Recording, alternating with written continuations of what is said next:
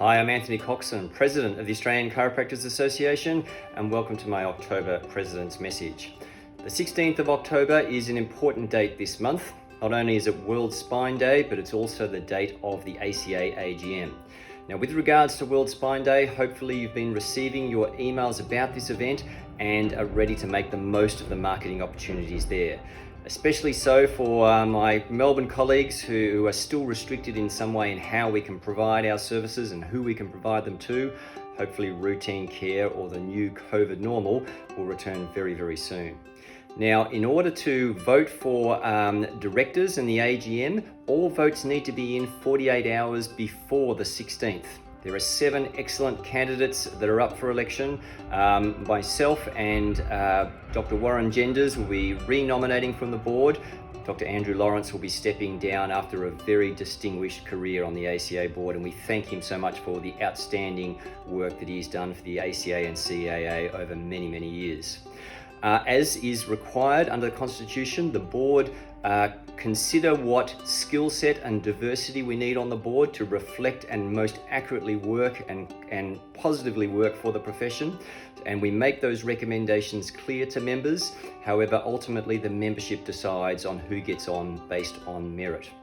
Now, there are 2 resolutions for voting at the AGM. The first one relates to failure to pay. In other words, when a person no longer becomes an ACA member if they do not pay their fees. Naturally, we always approach these sort of situations sensitively and try to wrap our arms around all chiropractors to support them and encourage them if they're in financial need. However, if they choose not to pay, currently under the Constitution, they have a 6-month grace period, and we're wishing to reduce that to 3 months, which I think more accurately reflects an appropriate business model. Also, what we have as a resolution is changing the tenure of directors from a 2x4 to a 3x3 term.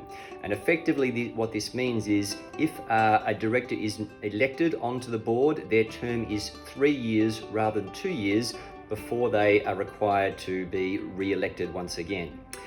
This is important because of continuity. It means that only 2 rather than 3 board members will be up for election each election cycle, and we feel this is a much better way to operate in terms of continuity, and it also fits what is widely considered best governance protocol through corporations right throughout Australia.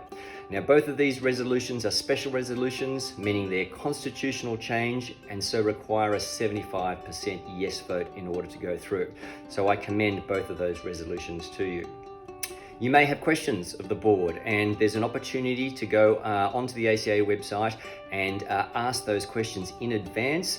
Obviously, this will be streamed throughout the country, so there'll be opportunity to watch this from your personal device at home, but you can also attend in person in Sydney or get together with your colleagues at some of the hubs in places like Brisbane and Perth.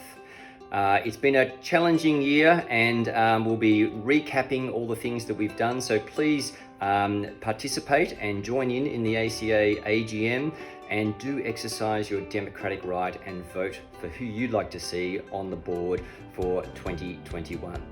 Thank you so much for your attention, and I look forward to chatting with you next time on my next President's Message.